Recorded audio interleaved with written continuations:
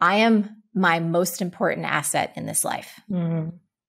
So if I don't prioritize my own health, emotional, spiritual, physical health, I have nothing to contribute and give to other people.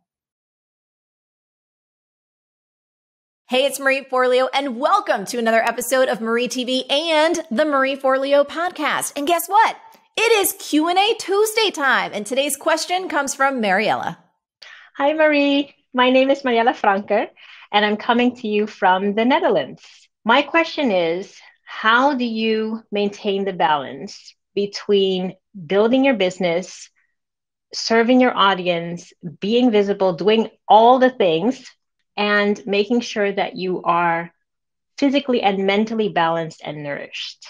I'm a productivity coach for introverts, and I'm an introvert myself. So energy management and making sure that I don't spread myself too thin is a very, very important theme for me and my clients. So I was just wondering how you approach this and if you have any advice for me. Thank you, and bye-bye. I love this question from Mariella so much. You know what? I just want to talk with her. I want to ask her some more questions. I want to have a discussion about this. And I think we can make that happen. Mariella, it is so great to talk with you live. I loved your question so much. I am actually working on a project right now that dives so deep into everything that you were asking about, like this idea, right? Of, well, how do you do it all and be all the things and show up in your business and show up for your audience and for your family and for yourself and still find that time to nourish your well-being? And so, I'll share a little bit of my perspective on how I do it and also my philosophy, but then I might have some questions for you because I want to make this really tactical and I want to make it really personal because clearly you're brilliant. You have a big heart and you have a big mission. So anything I can do to support you in that, I'm here for. Is that cool? Awesome. Thank you. Yes. Yay. So my perspective in terms of getting things done and productivity and being able to show up as my best self as many places as possible is actually a little bit counterintuitive. So my approach to doing it all is that I don't. And I give myself complete permission not to strive to do it all. So what does that mean? I think after 20 years of running my own business and just being able to make a lot of mistakes and spend a lot of time trying to live up to other people's expectations rather than my own, and also feeling societal pressure, right? In terms of having to be on all the time. And there's so many different aspects, especially right now, I think of online businesses where there's a lot of messaging around you have to engage 24/7, right? And you have to create things 24/7. You have to be there for everyone. And honestly, I'm curious how you feel. That's completely unrealistic. No one can do that. Is so recognizable. It's right? Like, yes. And so sometimes we look around and we can see people and also because often what we see is just what people present. Again, me too.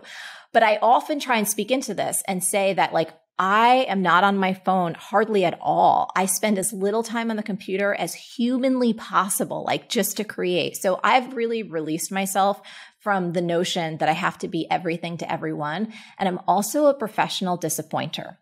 So let me tell you what I mean by I love that. I am really good at disappointing other people in a really kind and compassionate way. So a lot of my friends and colleagues will know, like sometimes they'll send me emails and texts or they'll invite me to things and I'll just say, no, I'll politely decline. Opportunities will come in. There was just something big that came in literally, Mariella, yesterday from a very big company. There was money and prestige involved.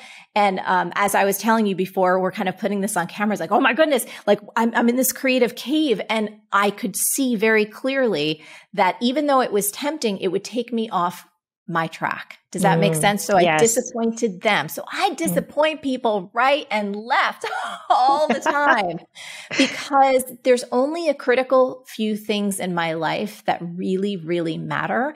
And that's what I want to pay attention to. And those critical few things for me may shift and change over time because they have, you know, what was most important to me in my early 20s was different in my later 20s and my early 30s and 30s, you know, like, so it shifts as we evolve. But I just keep focusing on less. I'm a professional disappointer, and I give myself total permission not to be everything to everyone. And there's one more thing I want to say before I want to hear your feedback is I've learned this, and I've learned this the hard way because I made so many mistakes. I am my most important asset in this life. Mm-hmm. So if I don't prioritize my own health, emotional, spiritual, physical health, I have nothing to contribute and give to other people.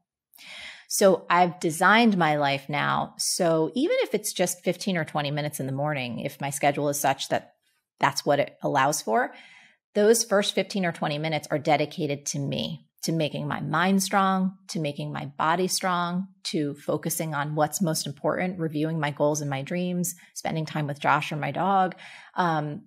Anything that for me, it's like that tiny little bit of time in the morning helps fill up my cup so that I have more to give. Now I'm going to shut up because I can talk a lot and I want to hear your perspective. I could listen to you all day, Marie. Really. Yes, that resonates really, really deeply with me. Yes, I recognize that a lot. And what you said that you used to be very focused on other people's expectations. Yeah, that's exactly. Yeah. Let me ask word for word. What are 3 things that come to mind that make you, Mariella, feel really strong and really in your own body and life and like you're taking care of yourself? What are 3 things that if you did them consistently, you feel like you feel really filled up? Yeah. So I've been thinking about that so much. And I was able to make this shift maybe like a year and a half ago where I started implementing those things in my life. So one of the things that I really love is to do yoga. And I do that almost first thing in the morning, almost every morning. Smart. And I come out here. This is like my little work cabin and it's outside. It's in the garden. So I go outside. That also really helps, like the fresh air. Even if it's cold in winter, I also do it. And just that moving meditation, that really helps me to kind of ground myself. Good. That's one. Day. What's number 2? Number 2 is setting an intention, or at least thinking about what I see myself doing that day. Or it doesn't have to be a goal. I try to go more towards intentions and goals, because if I go towards goals, I get that rush feeling, and I'm looking for that groundedness in the morning. Yeah. Nice distinction. Okay. So an intention for you really makes you feel grounded, and it sets you in the right direction, and it alleviates that kind of hustle feeling that doesn't feel so good for you. Great. Yeah. Tell me about number 3. Number 3. I think number 3 would be eating well. Eating well. Yes. Good. Tell me a little bit more. Describe for me like a fantastic idea of a beautiful first nourishing meal. Well, we have a sit-down meal in the morning, which I love. So it's my husband and I and our 2-year-olds. And there's a lot of going on there, but it's just always fun and always different. We have miso soup in the morning. And it's really good. It's so simple to make, Japanese. So it's like simple, classical taste. It's great. And you can just use whatever you have. So I love to do that type of thing. And it's something that we just, all 3 of us, we really enjoy and we love it. And simple. And Good. It's also that connection with the food. Yeah. Good. I love this. So, okay. Tell me a little bit more. Would you say that you're doing these 3 things 80% of the time, 40% of the time, 90% of the time? Where are you at right now?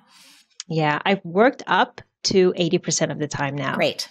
So yeah. That means you're doing amazing. And so this is all on you. Like if you feel like, wow, I need a little more nourishing, I want to get it more to 90 or 95%. You know, we're never going for perfection. We're always just going for progress. So that might be a place to look to help yourself feel even more nourished. Yeah. And then my last question for you to personalize this. Is there one thing that comes to your mind or comes to your heart right now that if you could stop doing, say no to, be that professional disappointer? Is there a project? Is there something that you think you have to keep doing over and over again that if you let it go, you would regain a surge of time, psychic energy, emotional energy, everything? Yes. So one thing jumps to mind right away, and that's social media, probably. Yeah. Okay, good. I love this. First of all, I applaud you for your honesty and I applaud you for your courage in saying that because you're not alone. There's many, many people that feel that way. And we don't have to get into the details now, but I will tell you this. If you've been paying attention to my work for a while, you know that I am not a person who spends much time, if any, on social media. And in fact, over the years, I've reduced it down to such a tiny little infinitesimal bit because I discovered for myself, just out of experimentation, it's really not a place that brings me a lot of joy. I love connecting with people like you. I love my work. I love our audience, our students, anyone that I get to connect with, our colleagues and friends. But I will tell you, I've done a little bit of experimentation where I'm just engaging with social and then I observe how I feel. I observe my work ethic. I observe where my mind and my heart goes in the time after. And it doesn't feel good. It just doesn't feel good, right? So I've created some systems so that I can show up on social media in a framework and at intervals that really work for me so that I can continue to serve on my mission, but not have the downside. Does that make sense? Yes, makes a lot of sense. I love that experimentation that you have in there. Yeah. That you have to figure it out where it is. Yeah. And can I ask? Yeah, go for it. Ask. Can I ask you one more question? Like all this around being grounded and like feeling in control of your day more or less.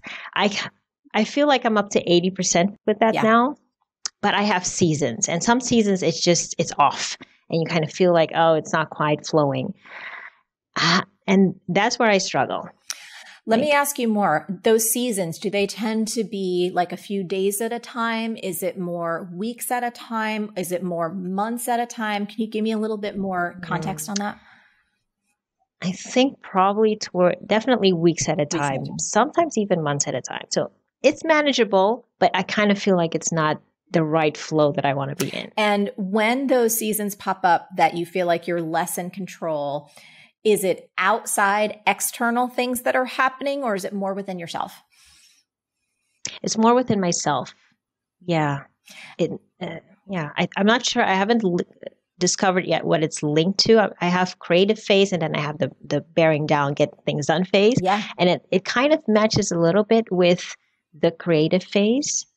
Because I just spend more time in my head and that takes more energy. Yes. And then I kind of don't have the energy left over to hold on to that good structure, even though I know that it helps me as well. Interesting. Okay, this is good. So I'm going to give you a few ideas of what you might be able to play with here, because I've discovered this and I've done a lot of research in this regard. So when you're talking about those creative seasons, would I be accurate in saying when you're producing something, like whether you're writing or you're creating something, you're giving birth to it, would that be right? Yes. Okay, exactly. There's a lot of cognitive energy that you're burning to produce, correct?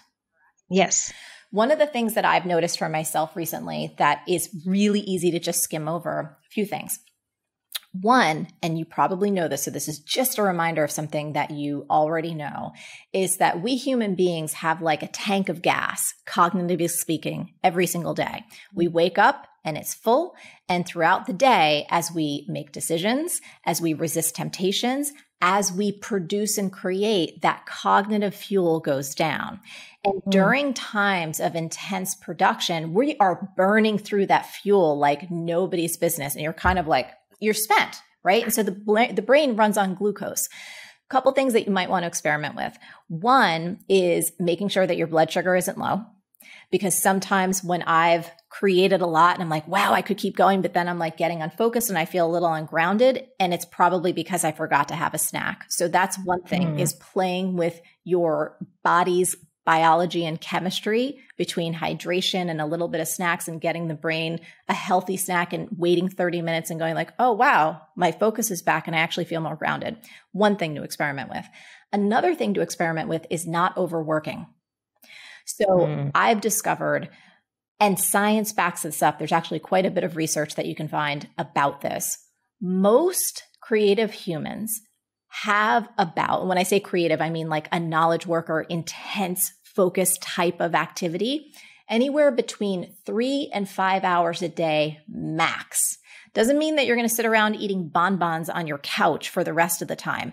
but it's nearly impossible for all of us to produce at that focus level anywhere beyond 3 to 5 hours. Everyone's a little different, but when people try and push themselves or expect themselves to be focused all day long and they don't go, oh, now it's time to back off. Now it's actually time to rest. Now it's either time to play or do something that doesn't use the same sections of our brain that you just taxed for 4 hours. I've found when I give myself permission to work less because I've worked in more intense spurts, I get way more done and I feel more grounded. Wow. That's really interesting. Does any of that resonate for you? Because we're in a culture that has trained us from the Industrial Revolution, right? That we're supposed to work 8 hours a day at least. And if you pay attention to things online, it's like, if you're not hustling 24/7, then you're lazy, right?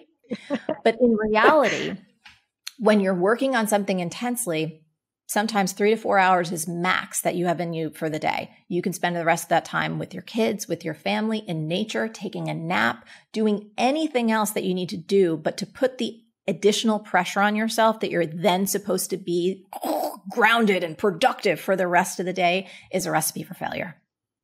Yeah. Yeah. Wow. I love that you said you gave yourself permission to do that. I think that's the core of it, that we kind of put that pressure on ourselves that it's not allowed in a way. Because there's so many cultural messages and there is so much information that we're reading, that we're hearing, that we're seeing, that we've absorbed from our beautiful families who were doing the best that they could. You know, this notion that if you're not working all the time, if you're not pushing 10, 12 hours a day, first of all, you must not be ambitious enough and you must not want it bad enough. And all of that is just total BS. Yes. Oh, wow. Thank you so much. So inspiring. You're so welcome, Mariella. So hopefully this answered your question. Yes. Very, very helpful. Yes. Thank you so much. Awesome. You're so welcome. Well, keep us posted. I'm so honored that you are in our large global family, and I can't wait to hear all the things that you continue to create. So honored to be here and to talk with you. I can still hardly believe it. Thank you so much for your time. And Thank you. Did you enjoy that conversation as much as I did? I surely hope so. Now I'd love to hear from you. So what say you on this idea of doing it all and trying to push yourself 24/7? Because I think that's exhausting and it's not effective. But I would love to hear your comments. So come on over to the magical land of MarieForleo.com and leave a comment there. And while you're there, if you're not yet subscribed to our email list, what the hell are you thinking? Become an MF Insider. Why? Because I send amazing, inspiring, actionable, informative emails each and every Tuesday, and I don't want you to miss out. Until next time, stay on your game and keep going for your big dreams, because the world really does need that very special gift that only you have. Thank you so much for tuning in, and I'll catch you next time. Hey, you having trouble bringing your dreams to life? Well, guess what? The problem isn't you. It's not that you're not hardworking or intelligent or deserving. It's that you haven't yet installed the one key belief that will change it all. Everything is figureoutable. It's my new book. You can order it now at everythingisfigureoutable.com.